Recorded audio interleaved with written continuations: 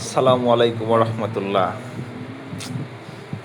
আম, দুঃখ ভরাক্রান্ত মন নিয়ে আপনাদের সামনে উপস্থিত হয়েছি।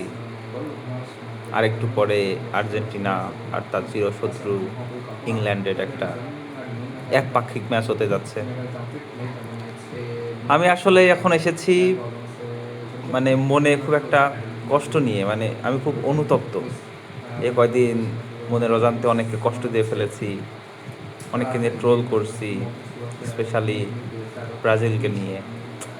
এখন কি করব বলেন, আমার টিম এত দূর চলে আসলো আর ওরা ওইদিকে রাউন্ড 16 থেকে বাদ গেল। যাই হোক, আমি ওইগুলো নিয়ে বলতে চাই না।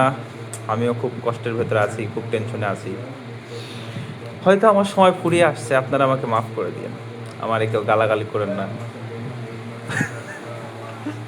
যাই হোক, আমি হাসছি, এটা এটা নিয়ে কেউ খারাপভাবে নেবেন না। আমি আসলে সিরিয়াস মোমেন্টেও হাসি, মানে আমাকে যারা চিনেন তারা তো জানেন আমি সিরিয়াস মোমেন্টেও হাসি।